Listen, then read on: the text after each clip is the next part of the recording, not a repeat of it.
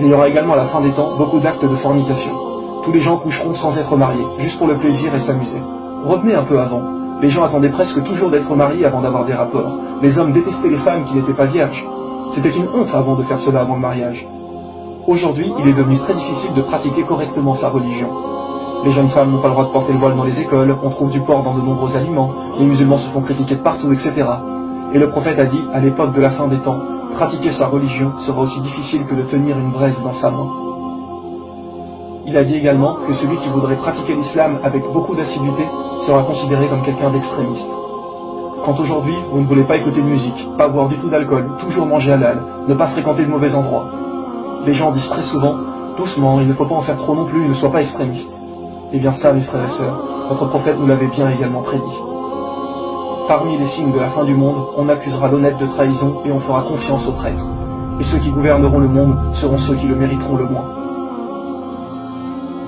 Les liens familiaux seront rompus.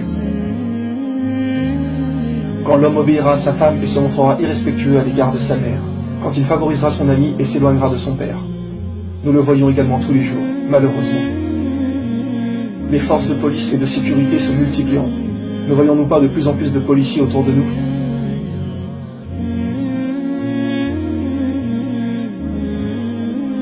Le prophète a dit qu'à l'époque de la fin des temps, de grands mensonges seront racontés. Regardez aujourd'hui tout ce qu'il nous raconte, au point de ne pas croire en Dieu, comme par exemple la théorie de l'évolution, le fait qu'on aurait pu être créé par des extraterrestres, etc. Pour ceux qui auraient encore des doutes, comment un homme au milieu du désert d'Arabie pouvait savoir tout ça ? Comment pouvait-il nous donner autant d'exactitude sur l'époque dans laquelle nous vivons ?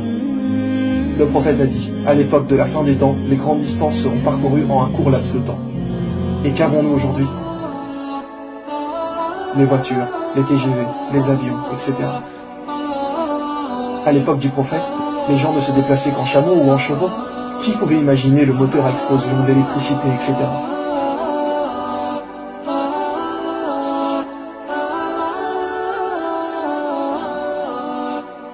Vous savez, même sans parler de religion, la science nous prouve que nous sommes dans la fin des temps. Nous savons aujourd'hui que des centaines d'espèces d'animaux meurent dans de nombreux endroits de la Terre. Il y a des pluies d'oiseaux, des milliers de poissons que l'on retrouve morts à flotter dans l'eau, dû principalement à la pollution. Le réchauffement climatique, 55% de la calotte glaciaire a fondu entre 2003 et 2008. L'économie ne cesse de chuter. Les scientifiques le disent, que la Terre ne pourra pas tenir encore longtemps comme cela.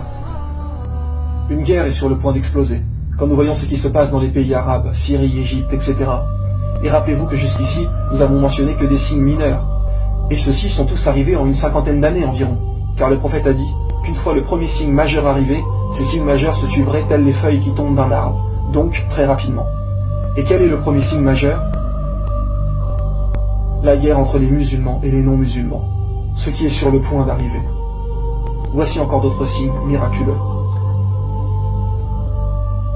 Le prophète a dit que les signes majeurs n'apparaîtront pas avant que des montagnes à la Mecque n'existent plus. Aujourd'hui, avec tous les travaux qui s'y passent, ils ont rasé des montagnes pour construire des bâtiments. Des montagnes qui existaient encore il y a quelques années, qui ne le sont plus aujourd'hui. Qui pouvait savoir il y a 1400 ans que des montagnes seraient détruites ? À l'époque, il n'y avait aucune technologie pour faire cela. Les gens auraient pu douter de ce que disait le prophète, mais aujourd'hui, nous avons la preuve de ce qu'il a dit. Il a également mentionné que si vous voyez la Mecque trouée, c'est que la fin des temps est proche. Encore une fois, sans la technologie actuelle, personne n'aurait pu faire des tunnels comme nous le voyons aujourd'hui. Personne n'aurait pu trouer la montagne partout comme cela. Le prophète sallallahu alayhi wa sallam a également parlé de construction d'immenses bâtiments à la fin des temps. Nous le voyons partout aujourd'hui dans les grandes villes du monde. Mais à la Mecque aussi. Saviez-vous que cette tour est le deuxième plus grand édifice au monde ?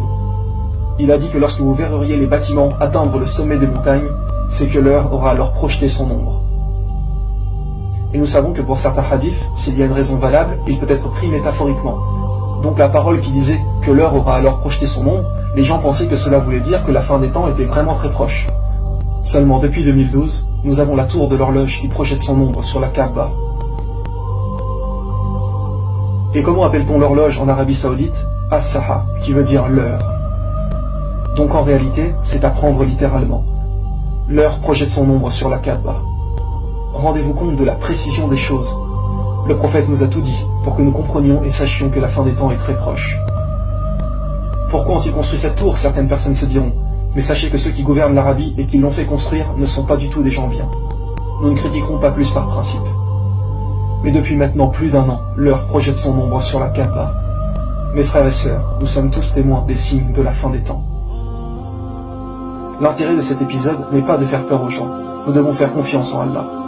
Oui, l'heure est effectivement proche, mais seul Allah en connaît la date exacte. Le but de cet épisode est de vous rappeler que le jour du jugement arrive à grands pas. Ainsi que bien évidemment notre mort à tous. Alors mes frères et sœurs, faites le maximum, donnez tout ce que vous pouvez, délaissez vraiment les péchés. Ne nous laissons pas tenter par cette vie qui est sur le point de disparaître,